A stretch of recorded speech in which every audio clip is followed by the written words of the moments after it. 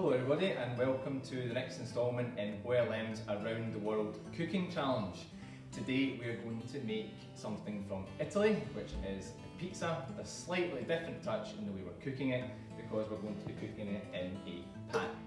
So for today you're going to need some flour, okay, plain flour is the best one.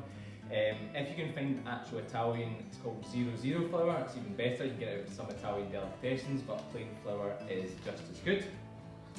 We'll need olive oil, mozzarella for top, I've got a can of whole tomatoes, a wee bit of salt, and I've got yeast as well for the dough.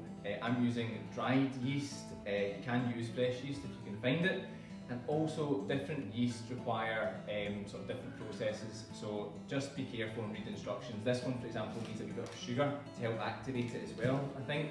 In any case, a wee bit of sugar in the dough is good because it helps when we're going to grill it to get a bit more golden. Okay, so that's all we're going to need for today. But first things first, we're going to have to make the dough.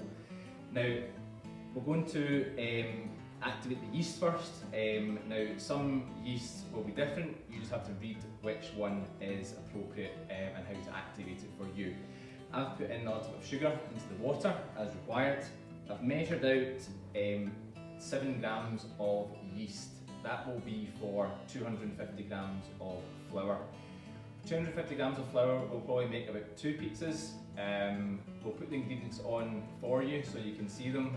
Usually I would make probably half a kilo of flour and that would make 4 pizzas, but just for today we've just halved them. So like I said, yeast goes into the water.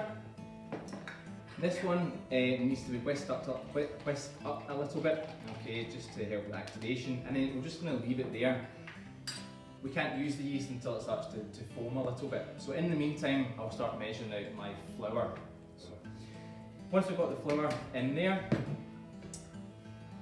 what else we're going to put in the flour, and we'll do that in a moment.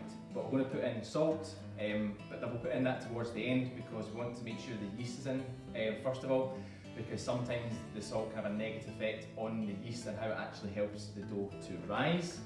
We're also going to put in olive oil, about 15 grams of olive oil here, and it just helps to keep it a bit more moist.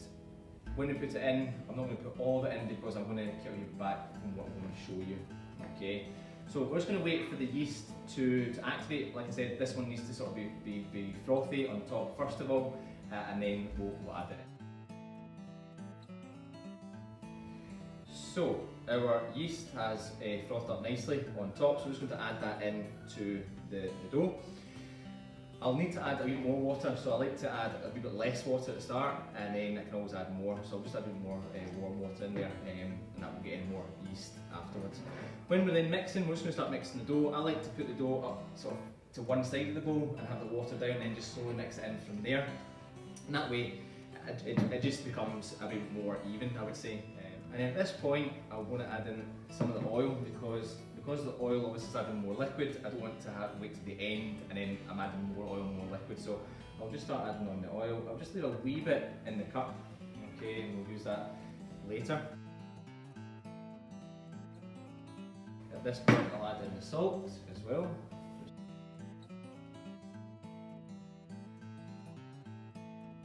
And really, at this point, all you have to do is just keep mixing around, basically until all the dough comes together and none of the dough is really sticking around the sides, and you'll know that's not as much water as you need. Obviously we'll put the quantities up for you, but it can obviously vary actually depending on sort of how warm it is or how cold it is, so they might have to sort of just adjust it and add it in slowly. So you can see there, for example, now the bowl has become fairly clean. Obviously there's this flour around it, but most of the dough has come together and I can lift it up and it'll all stay together. So from that point, we're going to then put it onto the work surface and we're going to knead it out. So, need a well floured surface, okay, put it down, we'll put our dough out as well. And I'm also going to put a bit of dough on my hands, just to sort of, flour in my hands, just to get rid of the excess dough. Rather than having sort of sticking to your fingers, okay. And from here, all we're going to do is knead the dough for about 10 to 15 minutes, okay. So it does take a wee bit of time, but you just will need it 10 to 15 minutes, okay? And then just, you'll notice it becoming a bit sticky. At that point you can just add in more flour for your work surface, or you can add in, you can get some more from the bag if it's run out. Okay, so we're kneading the dough. So just to explain what that actually means is, basically we're kind of working the dough and making sure that we're mixing all the ingredients together properly. Okay, so obviously we put in our yeast, we put in our oil, the salt, and kneading basically just makes it become very, very even. So if I was just to use it like that, I haven't kneaded it properly, you can actually see it's kind of clumpy still as well. And it just makes sure all the ingredients basically come together nicely. Okay, so I'll do that. Like I said, it becomes more elongated at that point. I'll just rotate it round. I like to give it a sort of whip motion, if you like. I'll put it down again and fold it back in itself. And I just find that creates a good bit of air through the dough as well. Hopefully that'll help it rise better. Okay, so you can see it's actually looking quite good because it's not sticking to the table very much. It's not even sticking to my hands. It is still a wee bit sticky. Okay, it's not dry, which is what we're looking for. We don't want it too dry, but it's certainly not sticking to the table or anything like that. And you just want to continue in the same motion, like I said, for 10-15 minutes. It's a wee bit tedious, but the better you can knead it now, then the better your dough will become for your actual pizza. Okay, so once you've kneaded it for 10-15 minutes, okay, and you can see that it's nice and smooth, you'll see that as well. You can even cut it open actually, and you'll be able to see hopefully the sort of small air bubbles forming, and you would just sort of reform it after that.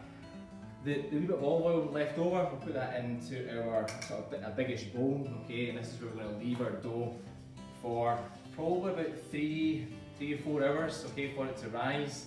We need to be careful with when you're actually leaving the dough to rise. We want it in a fairly warm place, not right next to any heat source, but certainly not in any drafts or anything like that.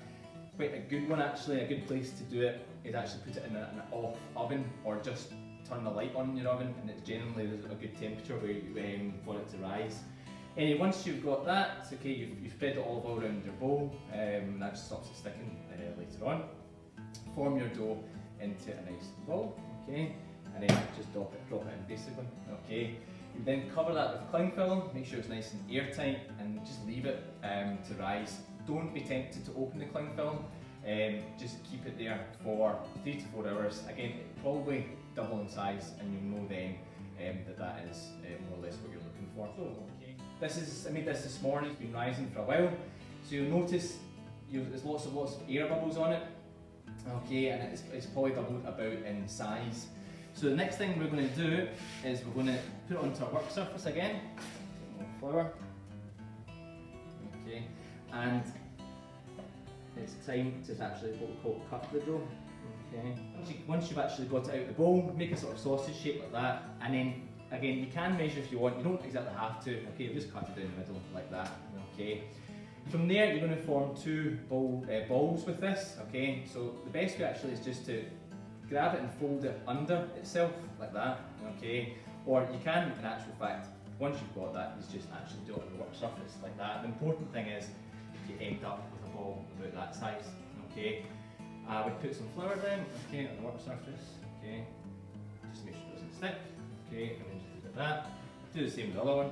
While we're waiting for that then, just to sort of rest for a while, we'll go ahead and actually make our ingredients, or prepare our ingredients for the topping.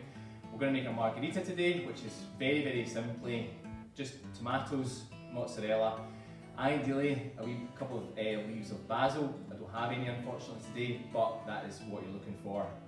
Okay, so we'll go ahead and just prepare mozzarella for our topping. Okay, so what I like to do with the mozzarella is cut it into small sort of strips, okay, rather than cubes. So I would maybe just quarter it that way, okay, and then literally have it. What you're looking for is that kind of shape there. Okay, so fairly long and thin. If you're using a sharp knife, just be very careful and ask your mum and dad to help you. A good way actually of making sure you don't cut yourself, as a side note, is when you're holding your whatever it is you're cutting, don't hold it that way. Okay, see if you actually just fold your fingers under, and that way you're going down the way of your finger. Even if it slips, it's unlikely it's going to cut your finger or anything. So I'll be aside, put that to the side for the moment. And then other ingredients that we're going to use was tomatoes.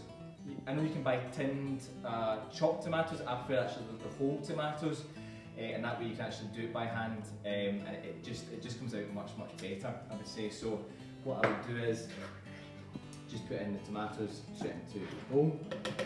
Now you can blend these if you wanted. It's actually better just to do it by hand, which is how we would do it in Italy anyway. And it's actually, and I know some people don't like putting their hands in, but it's just literally put your hands straight in and just squeeze tomato. Okay, so we've got our topping ready. Now it's time to actually make the pizza itself. So then just take one of the dough balls. I'll move this aside so you can see it properly. Okay, and from there, I'm just going to put it in a wee bit of flour. Okay, not too much. Okay, but just a wee bit enough, just so it's not going to stick. Okay, now. You could use a rolling pin to do this, to roll it out. It's actually better to do it by hand because that way you can actually leave a wee border around for the actual crust, and it should rise more. So the best way to do this actually is just sort of actually cross those two fingers over like that, okay, and then you just move the rest of them over. But it's mostly these two that are doing the work. And from there you're just going to press out from the centre, okay, around that way, okay, flip it over, okay, and do the same. And you'll notice hopefully that it's getting depressed in the centre, but I'm leaving the outside fairly high just for that crust, okay? And I'll just keep pressing it out, okay, until it gets nice and thin in the centre, okay?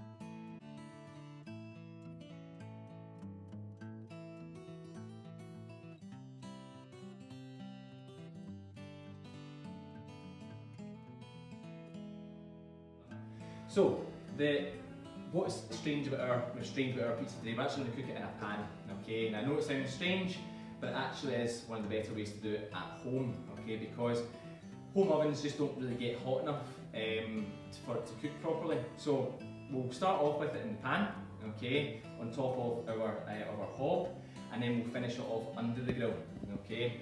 Now, the thing to do, we'll just get our dough ready, okay? And then we're going to put it into the pan, okay? And from there, you can just use your hand, even the back of your hand if you have to, just to stretch out even further, just to sort of fill your pan. Okay. That's what you're looking for there. Okay. Then what we're going to do, let's get our topping. Okay, so you'll take your tomato first. Okay, just spoon it on. It's probably fairly personal preference how much you want. Okay.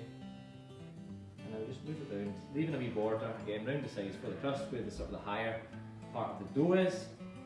Okay.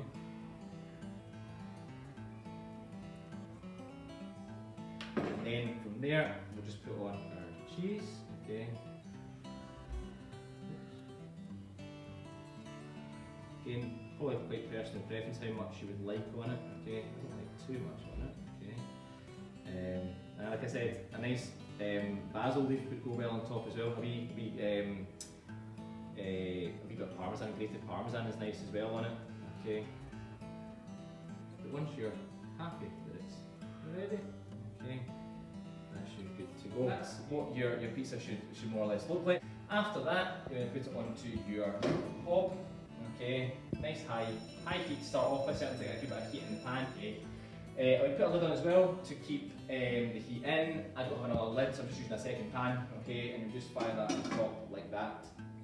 And you're just going to basically leave it for a couple of minutes and just checking every so often to see how it's doing. It's not burning, obviously. You want to probably use a fish slice, okay, and we'll do that in a second, just to sort of lift up the pizza and make sure it's cooking evenly.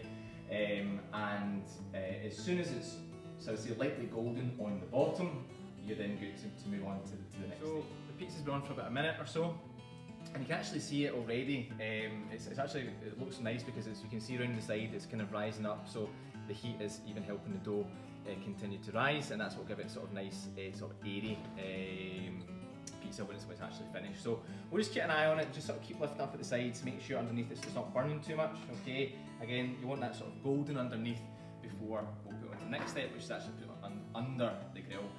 I've actually got the grill on already to make sure it's nice and hot, and that way it will just be straight from the actual hob in under the grill, and just to finish off at the top. But we'll put it back on, another few minutes on there probably, we'll just keep checking it before we put it under the grill. Okay, so we're pretty much good to go now for the next stage, so I'm kind of just checking periodically, lifting up the side, and it's fairly golden underneath. We'll just take it off our hob, and it's time to now get under the grill. Okay, so you want your grill nice and hot so it's red, okay, and it will under from there. So it's just a question of leaving it under there, just checking on it. I would get it quite as close to the grill as you can, okay, depending obviously on the height setting of your oven. But we'll leave it in there, like I said, just keep an eye on it, and then hopefully in a couple of minutes it should be ready. Okay, so it's been for about 30 seconds, so it's, like I said, this one's a wee bit small as well, and it's cooking quite well towards the back. In order for me to turn it around, very simply, I would just get my fish slice, put it underneath, and then just literally move it around, okay? And you'll see, if it's especially a non-stick pan, it's very good to do, okay? If you don't have a non-stick pan, I should have added it at the start, you can actually just put a wee bit of oil in the pan as well, and that will stop it sticking and making it especially easier to turn, and obviously easier to get it out the pan when it's actually ready. But we'll just keep monitoring it, and put another couple of minutes and it should be ready to go. Okay, so pizza is pretty much done. Okay, so we can see the mozzarella is gone slightly golden, it's still bubbling away there, and you can also see, again round the side, like I said, it could probably be a bit more golden, okay, but you'll definitely be able to do that in the house. So pretty much good, okay, obviously it'll be very raw, but we'll just slide your fish slice underneath onto a chopping board. And another wee hack for you, okay, you could use a pizza cutter, okay, but a good way actually to cut pizza very easily, especially if you don't have a pizza cutter, is with a pair of scissors, okay. I know some people think it's very strange, but it's very easy. Just lift it up and you actually just cut it along there, okay. There you are, okay, and just cut it. And that's it, pretty much. Good. Obviously very hot as it's just come out of the oven, okay. But that's you, okay, and that is your pizza ready to serve. Okay, so hopefully that has been both educational for you and that's something you could use in the house. We'll put all the details and stuff on it for you, and I hope yours turns out the way you want it. And as always, post pictures, etc. Any questions, you can always give us a shout. Have a good day.